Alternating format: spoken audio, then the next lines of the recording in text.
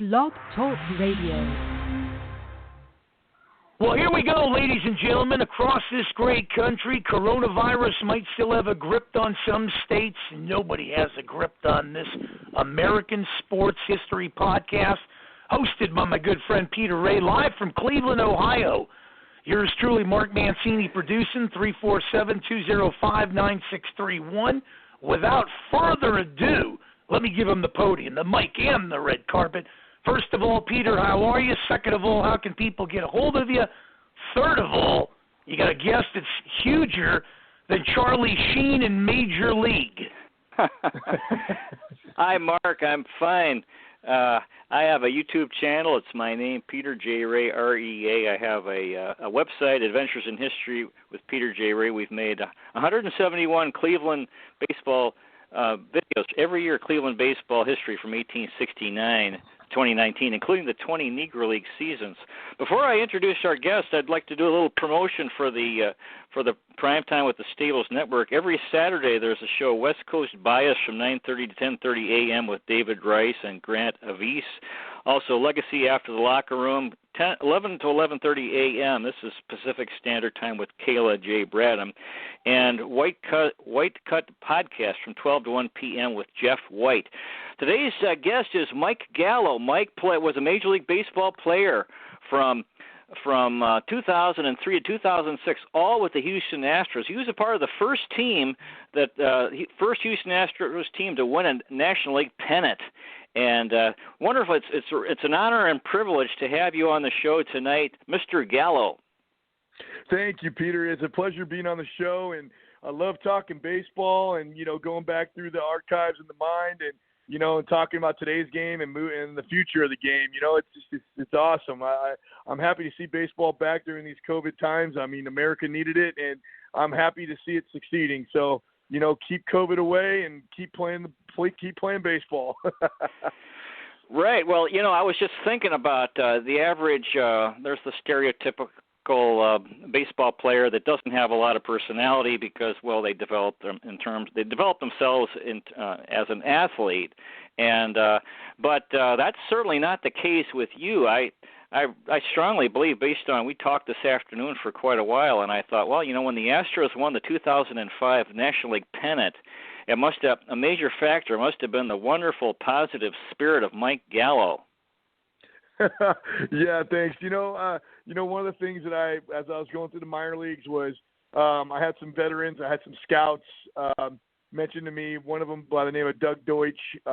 He's the scout that signed me when I got drafted in 1999 by the Houston Astros in the 5th round. He told me one thing: don't change who you are. And it struck a chord with me, and I'm like, what do you mean change? Why would I change? And he goes, don't worry, baseball will try and change you. Don't change your personality. And so he goes, you're just kooky enough to get to the big leagues. He said that to me when I got drafted. He goes, you're just kooky enough. I go, what does that mean? I'm left-handed. I mean, that's kooky enough. So, well, first of all, you were on would you like to talk about the 2005 Houston Astros, the whole experience that season, and bringing Houston their first National League pennant? Yeah, it was a roller coaster of a ride. I got called up in 2003 I'd never even been to big league camp. I go AA, AAA that year. I start the year in AA, go to AAA, and in 2003 I get called up, and I get up right around the All-Star break, and all of a sudden we make a run, and we didn't make the postseason. 2004 comes along, and Jimmy Williams is my manager, and I get my first taste of the postseason that season. But unfortunately, Jimmy Williams gets fired halfway through the year. I was out here on the West Coast, my 3-day vacation, because I didn't make the All-Star team, unfortunately. But I was a left-handed reliever. I wasn't a closer or whatnot. But overall, I come back in, and we got Phil Gardner as our manager, who took over the reins from Jimmy Williams halfway through that year, and we end up jumping 6 teams to get the wild card, and we made it all the way to the NLCS in 2000. I believe that's 2004, and then 2000 we end up losing in the NLCS to the Cardinals, and then 2005 sets it up perfect. But I didn't make the team out of camp in 05. I was stuck in AAA. They broke camp with no lefties, Oh wait, that was 2005. Yeah, I'm backtracking a little bit. But 2005, I didn't make the team again. Had to spend a year in AAA. Got called up in the middle of like June-ish, July-ish again in 2005 with the Astros, and then we went on a good run, and that's when we had Pettit and Biggio, and oh God, we had Brad Lidge as our closer, and we just rode a good wave, and scrap iron Phil Garner got us to the postseason, and we finally got past those pesky Cardinals to get to the World Series. It was a fun experience. Just barely my second season getting a taste of the big leagues, and now I'm in a World Series. It was unreal. Now, when back in the mid '70s, I was at a game in Cleveland as a boy fan, and Indians Yankees, and I remember it was late in the game. Yankees loaded the bases with no outs, and Cleveland brought in Dave LaRoche, our closer, and he struck out the side. I believe it was I can't remember. I think it was Reggie Jackson, Thurman Munson, and Greg Nettles. And it was just an incredible moment. Did you ever face a situation like that? Bases loaded, they bring you in, nobody out, and you strike out the side? You know, it's funny you say that. One of my favorite places to pitch at when I was going through on the road trips, I love going on the road. That was awesome. Was going to Wrigley Field, and we're playing against the Cubs, and our starter couldn't get out of the fourth inning, and we were down 4-0. I come in with bases loaded, and this is my highlight of my relieving career. And mind you, I was only being used to get lefties out, but now here I'm here to mop it up and trying not to give up these three guys that are on base from my starting pitcher. And I end up striking out the first guy, and then got a comebacker right back at me. So it was just a 1-2 to 3. So I got the ball back at me, ground ball, threw it to home, and then Ausmus threw it to first. Double play, no runs scored, and I come out and throw another scoreless fifth inning. We end up coming back to get the lead.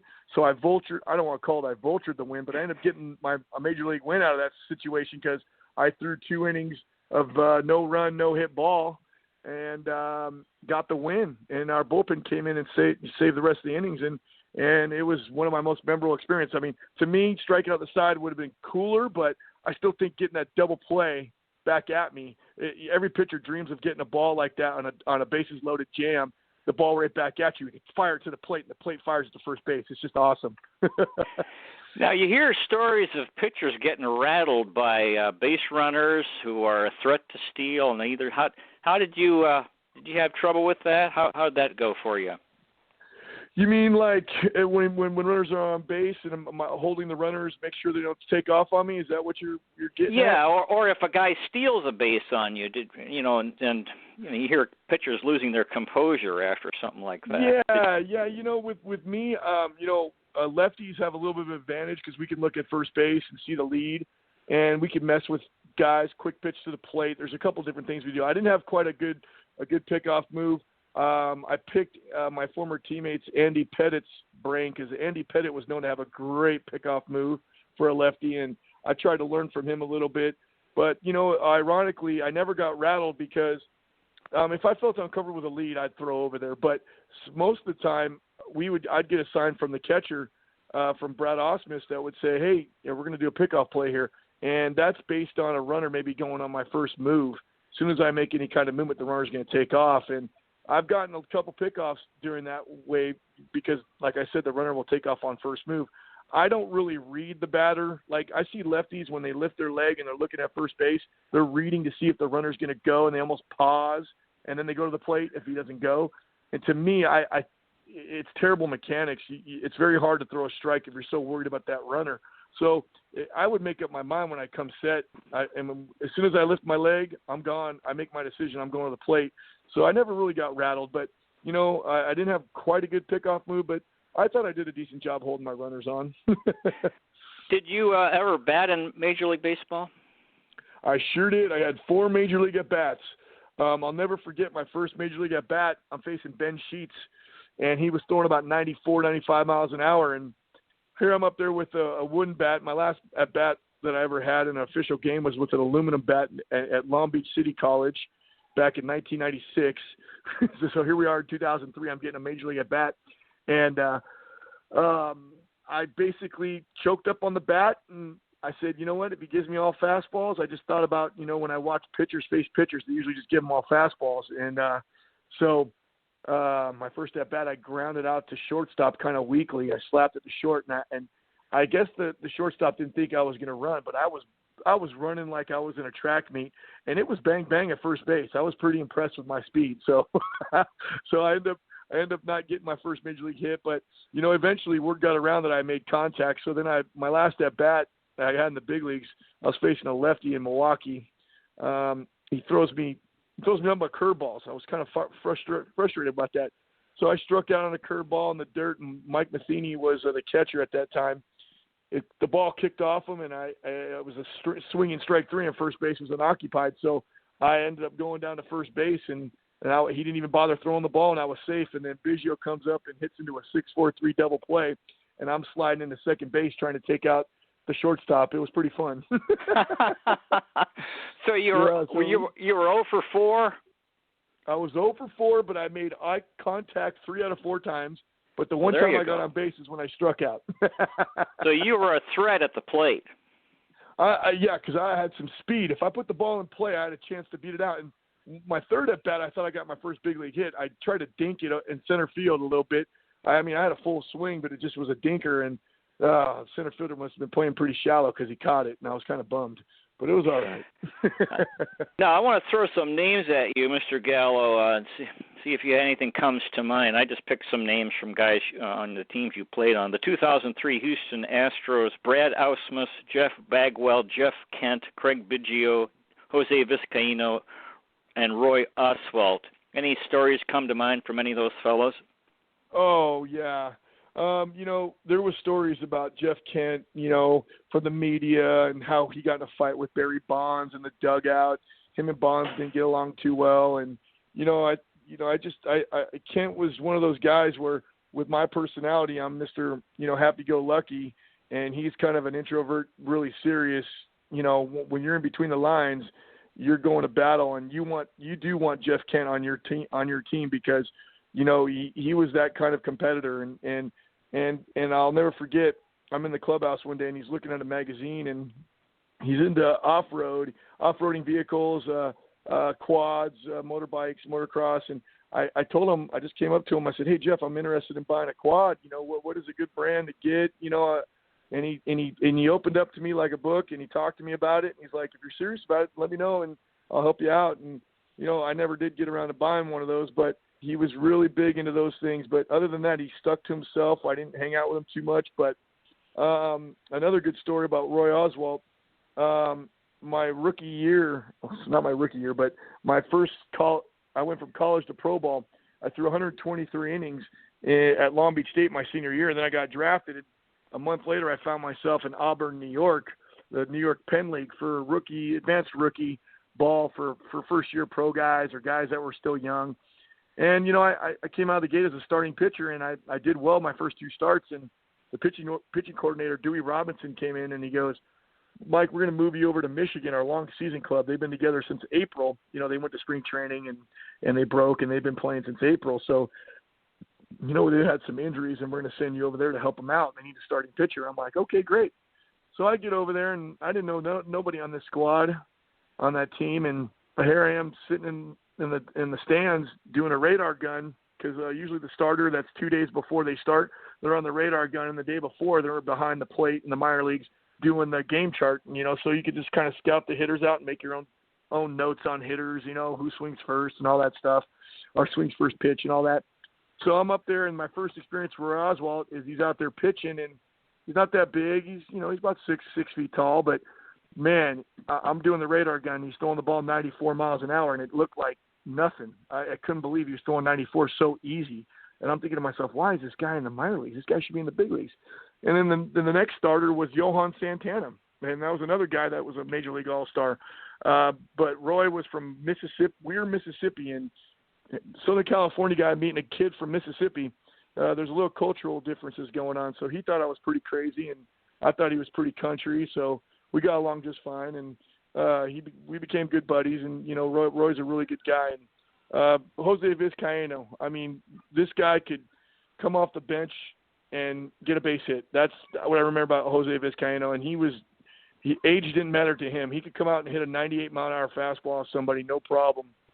And he was a very, very, very nice teammate, nice guy to get along with. And, he spoke a lot. He's, obviously he's Dominican and he speaks Spanish and all that good stuff, and helped me out with some Spanish a little bit and all that good stuff. But Bagwell and Biggio, I mean, just guys that were, to me, always Houston Astros. And, I was able to go to Cooperstown to go see Biggio inducted into the Hall of Fame. I flew out there, and it was my first time to Cooperstown in a long time, and took a buddy of mine, and I got to see his speech, and a lot of good guys were inducted in the Hall of Fame that year. Smoltz was in that group, Pedro Martinez. It was a cool experience, but Biggio was just like a cool big brother, and anytime you needed advice about something from a hitter, hitter's point of view, he would tell you, no matter if you're a rookie or not. He was a straightforward guy. So I was blessed. Bagwell was just awesome teammate as well. I mean, I was collecting these guys' baseball cards in my teens, and now I'm in the same locker room with these guys. It was kind of weird, but because as much as I'm a player, I'm a fan too. So I still have a lot of baseball cards that I had when I was a kid, and I have a lot of autographed baseballs, and I can't wait to display them and give them to my son one day and say, hey, this is all my cherished stuff I've collected. Okay, some more names. Jimmy Williams, Phil Garner, Carlos Beltran, Roger Clemens, Andy Pettit. Oh, gosh.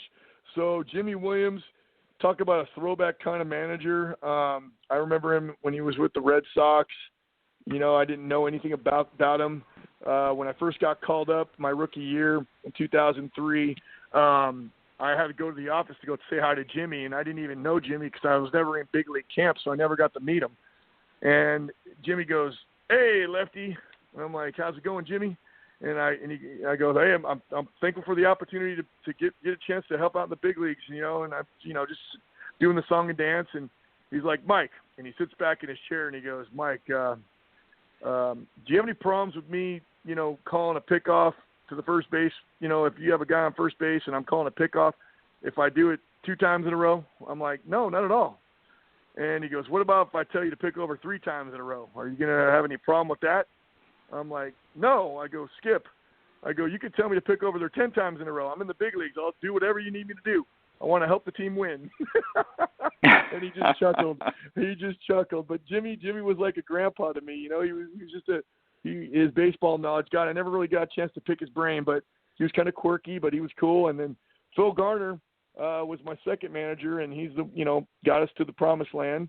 And Scrap Iron would, he just was intimidating, but a good manager. And he's told me he's very straightforward. He's like, "Hey, I don't have much confidence in you. You got to show me something."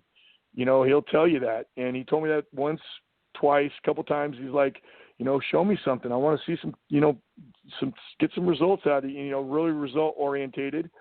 And at that point I knew I was kind of, 2 or 3 outings. If I had 2 or 3 bad outings, I might be back down in AAA. So I felt like I had to pitch with my pants on fire, and it's not really a good way to play the game, but that's how he managed. And I had to go with the flow. And, there was a couple times where he goes, "Hey, I have I have 100% confidence I'm going to give you the ball and you get the job done." So he's giving me compliments just as much as, "Hey, I need to see something." So he was very intimidating, but you know what? He was a fiery coach, and I'll never forget after Brad Lidge gives up that home run in Houston in 2005. He gives up the home run, and we're up by 2 runs in the top of the 9th inning.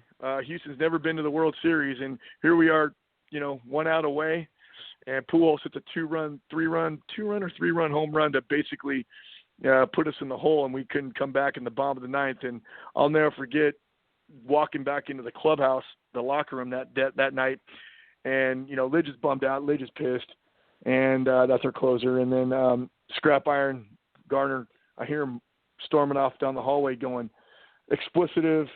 I can't believe we have to go back to explicitive St. Louis. This is explicitive." He was pretty pissed, and I hear a door slam. And that was it. And he didn't give us a speech or nothing. You could just hear him storming off and getting pissed, and that was it. And then Roy Oswalt was starting the next day, and the owner, Drayton McClain, told Roy if he gets that W, he's going to buy him a tractor. So I guess he had some land in Mississippi. He had to clear some trees, and he needed a tractor. So Roy ends up pitching a gem, and we end up getting to the World Series that year based on that one game. And And I'll never forget the following year, there was a ceremony out in front of Minute Maid Park in Houston. Roy Oswald's getting a brand new Jeep from the owner of the Astros. Or no, not Jeep. I'm sorry, actor. It was kind of surreal. It was a big old John Deere.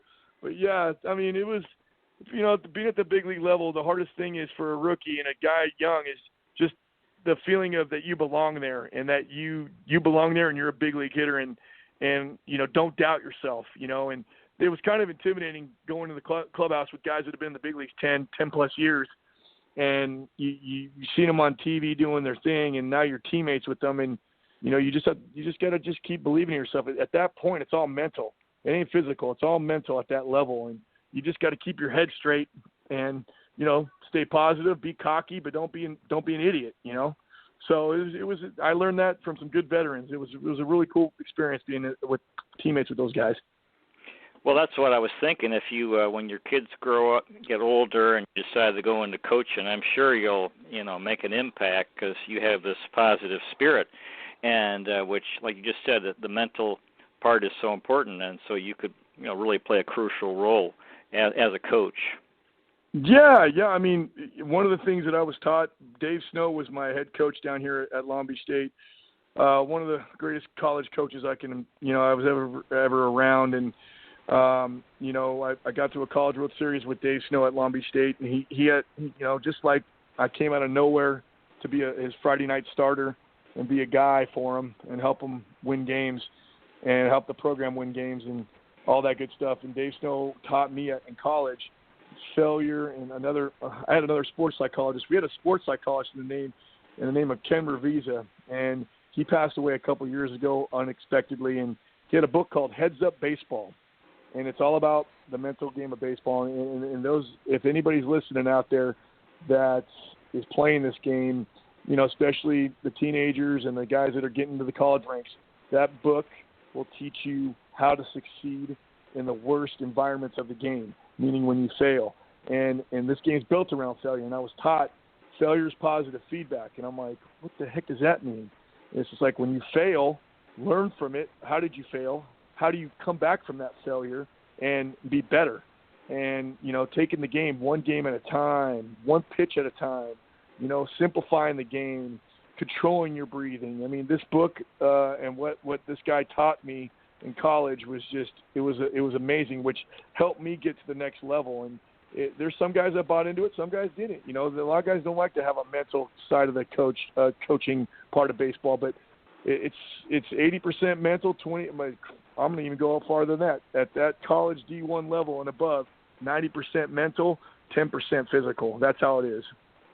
Yeah, and you wonder how many coaches, traditional coaches, probably don't know that. Maybe they're kind of bitter older fellas, and the young guys are making all this, especially with the skyrocketing of salaries, and then these pitching coaches maybe are, kind of miserable people, and they're not positive with the guys, and you wonder what impact that has.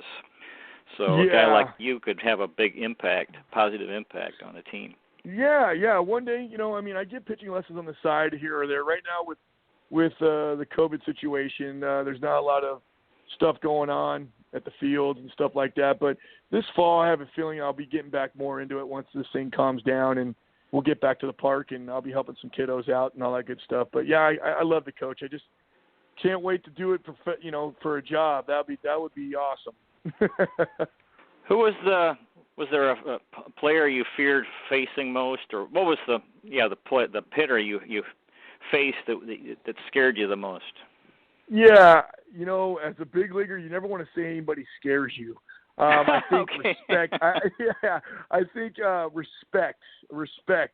You respect how good these players are, and to be honest with you, I had the privilege of facing Barry Bonds a couple times, and one of my most memorable times was when he was tied with career home runs with Babe Ruth, and we were in Houston, and the pitcher before me, Russ Springer was his name. He drilled Barry right in his back or his leg, I don't know. Earlier in the game, it got thrown out of the game, so I knew I was getting in this game because one of our long relievers was tossed out of the game after facing just Barry. Because there's still some animosity about the steroid and the HGH use that he keeps denying that he did. And I don't know if he did it, but, if he did, I would hope one day he'd come out about it. But it is what it is. But there's some veterans that didn't like him too much. But in the meantime, if I had to face him, which I'm left-handed, he's left-handed, I'd have to face him in that game. So he was tied with Babe Ruth, and the umpire, every time you faced Barry, when he was tied with Babe Ruth, you had to get a special ball. It's a Major League Baseball, but it had a stamp on it, a Major League stamp with a number on it. So in case it gets, home run in the stands, they know that's the actual ball. And it's worth some money, obviously. But I didn't want to be the guy that was remembered to give up the go-ahead to Babe, passing Babe Ruth to Barry Bonds. So, that was one of the most respected players I had in the game that could basically do any kind of damage any time. And I threw a hanging slider to him, and he popped it straight up. And we were losing the game 10-3 in the 5th or 6th inning. So I was just doing mop-up duty, and we were losing, and it's 2 outs, and I face him, and he pops it straight up, and the infielder Biggio or Adam Everett, my shortstop, caught it, and I pumped my fist like I won the World Series. But that's how I felt, because I got one of the best hitters in the game out. I mean, he popped up a slider that he should have crushed, but he popped it up, and I felt like I dodged a bullet, but I got him out. And there's a picture of it somewhere in the media of me doing that. And people were like, "What's Mike Gallo all pumped up for?" I'm like, "Well, you know what? Media did ask me that question." I said, "Hey, I don't want to be the guy that's giving up that home run that passes Babe Ruth to him." I straight up was honest. I'm like, I felt like I got past the giant, So that was probably the most, respected hitter. Not scared, just respected. So you faced Barry Bonds sitting on 714. Yes, sitting on 714 in Houston. Well, yes, I did. Well, that's a dramatic moment in baseball history. Yes, and fortunately, he didn't get me. And I don't think he got anybody in Houston with it. Maybe his next road series or game series, he did hit 715. But yeah, along those lines of I get why those guys were taking those things if they were, but it has no business being in the game, and that's my opinion. But I'm glad baseball cleaned up for the most part, and guys, if they're still trying to do it, they're getting caught and they're getting suspended. So it's a stupid move to do it, And you faced Bonds another time. Yes, I faced Bonds a couple times. He did hit a double off the wall off me down at what the heck was their field called down at the new stadium in San Francisco. Anyways, he didn't hit a home run, but he hit a screaming line drive down. It one hopped the wall or whatever. But I did give up a double to him. Another time I fell behind to him 2-0, and Scrap Iron said, "Let's just put him on." So we put him on. So I intentionally walked him. He didn't want me to come back and try and get him. I know he might have got another base hit off me as well, but he did get a couple hits off me 2 times maybe, I believe. I think he was 2 for 5 off me, but no home runs. And any thoughts on your teammates, Roger Clemens and Andy Pettit? Those guys are Texas boys. I had no idea they were from Texas until they got in the locker room, and I found out, whoa, they're both from Texas. And they're best friends. And, having those guys on a team coming from the Yankees where they were winning, and Rogers knows how to win, it was kind of like we went from a pretender to a contender, if you want to put it that way. Sounds kind of cheesy, but as soon as those 2 guys came into our rotation in Houston, it was awesome. And Andy was very approachable. Roger Rocket was awesome, very approachable. You could talk to him. I wouldn't say I asked them to go out to lunch with me, but they were just, good guys, and they're coworkers and teammates, and I consider them my friends. And I got a funny story. His sons were playing for the University of Texas. I believe it was 2 years ago, maybe 2 to 3 years ago. But Long Beach State, my alma mater, was hosting the Super Regional down here, and lo and behold, Texas was in it against Long Beach State. And the Rocket, Roger Clemens, was in the stands in my home stadium 5 minutes from my house, cheering his boys on. And I approached him, and he just goes, "Rooster," because my last name is Gallo, and in Spanish it's Gallo, so a lot of people call me Rooster. And they say, "You go, Rooster, what's up?" I go, "Dude, you're in my stomp. This is my backyard, man. It's my stomping grounds. I helped build this stadium here."